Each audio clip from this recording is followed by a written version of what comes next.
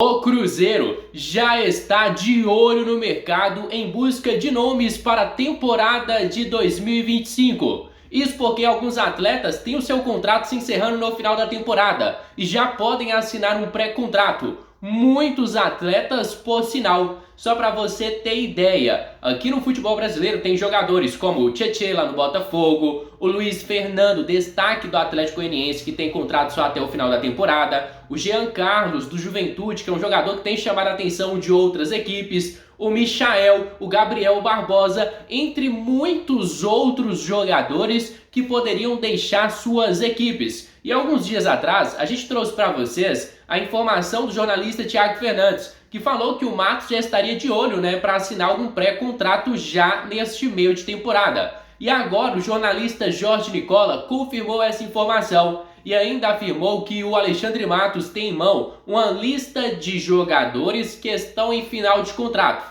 Ele não teve acesso a essa lista de jogadores, mas com certeza será avaliado pelo diretor, ou melhor, pelo CEO de futebol do Cruzeiro, Alexandre Matos. Eu vou colocar aqui na tela para vocês as palavras do Jorge Nicola, só que antes eu peço a cada torcedor cruzeirense que está do outro lado da tela que deixem aqui o seu gostei, que se inscrevam no nosso canal, porque sua participação ela é de extrema importância para o nosso crescimento. Contamos demais com o apoio de vocês. Agora se liga nas falas do Jorge Nicola.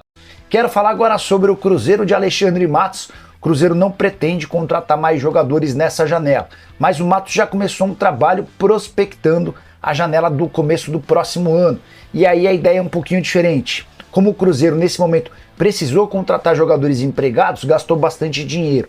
Uma das características do Matos é encontrar jogadores em fim de contrato, que podem chegar apenas pela assinatura do contrato. E o Matos está se debruçando nesse momento numa lista de jogadores que o Cruzeiro está criando de atletas em fim de contrato. Ninguém do Cruzeiro me passou essa lista, mas fui fazer a pesquisa e encontrei alguns nomes interessantes. Entre eles, por exemplo, Luiz Fernando, atacante do Atlético Goianiense, Mateuzinho, meio atacante do Criciúma, Jean Carlos, já está fazendo boas campanhas há bastante tempo, hoje joga como meia no Juventude, isso sem falar no zagueiro Davi Luiz, do Flamengo, no Oscar, cujo seu contrato na China se encerra em dezembro, Gabigol, que tem conversas avançadas com o Palmeiras, Tietê e Eduardo, dois meio-campistas do Botafogo, o Oscar Romero, atacante paraguaio do Corinthians, o zagueiro Caetano também do Timão, tem o lateral esquerdo Marçal e o zagueiro Bastos, ambos do Botafogo, o Raul, volante que já foi do Vasco e hoje joga no Red Bull Bragantino, sem falar no Daverson do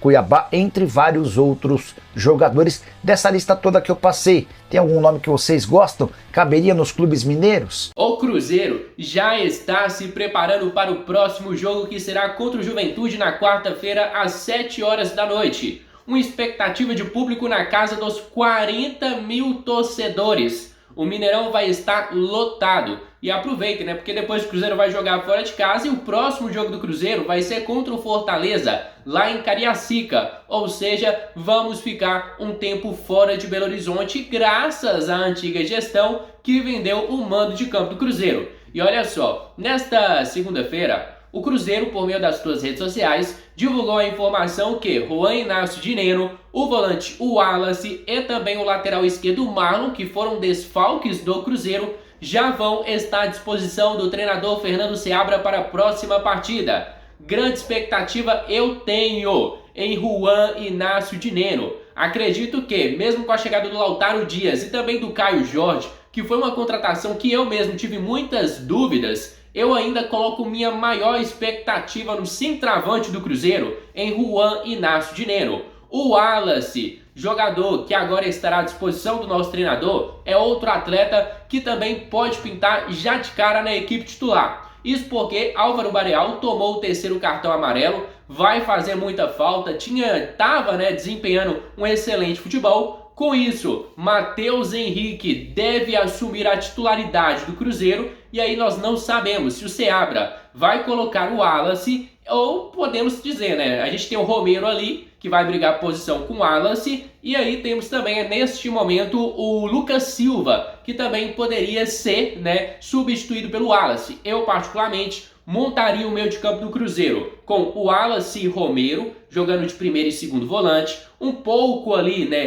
caindo pelas beiradas o Matheus Henrique e lá na frente os três, Arthur Gomes, o próprio Matheus Pereira puxando um pouco para a direita e centralizado o Cruzeiro poderia utilizar o Caio Jorge ou Lautaro Dias já de cara. Pergunta a vocês aí de casa, como vocês escalariam o time do Cruzeiro? E olha só, outra novidade. O Cruzeiro fez, né, um comunicado, uma reclamação à CBF, pedindo até que o árbitro da partida não fosse mais relacionado para os jogos do Cruzeiro. E sabe quem a CBF escalou para a partida de quarta-feira? Simplesmente o árbitro de Flamengo e Criciúma, que foi a arbitragem mais polêmica deste final de semana. Eu até concordo, né, que ele fez o certo. O jogador do Criciúma jogou a bola uma contra a outra, estava dentro da área e a penalidade foi realmente muito bem marcada. Só que, se você assistiu aquele jogo, via a todo momento os jogadores do Criciúma já revoltados com a arbitragem porque ele marcava tudo para o Flamengo. E aí o Cruzeiro vai lá, faz uma nota, uma reclamação, e quem que a CBF coloca no jogo do Cruzeiro? Logo o árbitro mais polêmico da rodada, que como recompensa acaba sendo escalado para uma partida do Cruzeiro. A próxima informação agora que vamos trazer para vocês é de que o William e também o Matheus Pereira estão sendo observados pela seleção brasileira. Uma informação que surgiu recentemente confirma, né, a galera da Rádio Itatiaia de que os dois atletas do Cruzeiro estão sim sendo observados. O Matheus Pereira hoje atua em uma oposição, né, que o Lucas Paquetá não tem rendido bem dentro de campo, tem poucas opções para esta posição. E na lateral direita a gente sabe ser uma grande carência da seleção brasileira nos últimos anos, e eu até boto mais expectativa na convocação do William do que numa convocação do Matheus Pereira, pela carência que a seleção tem nesta posição. E sinceramente, vou torcer que pelo menos por enquanto estes jogadores não sejam convocados, porque nós não temos um substituto para o Matheus Pereira e muito menos um substituto para o William. Já pensou?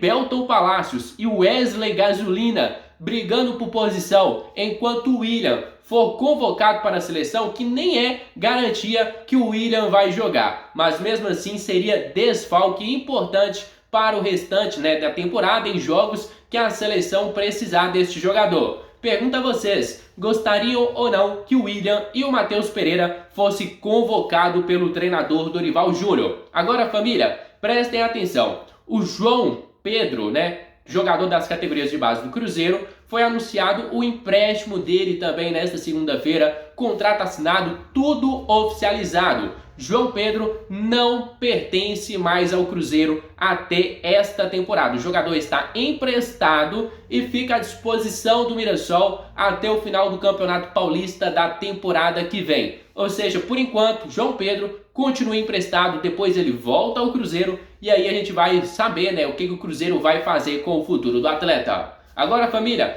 vou estar encerrando por aqui o nosso conteúdo. Espero que vocês tenham gostado do nosso trabalho. Se gostou, deixe aqui o seu gostei e também já se inscreva no nosso canal. Fica agora com o meu grande abraço, fica com Deus e até a próxima.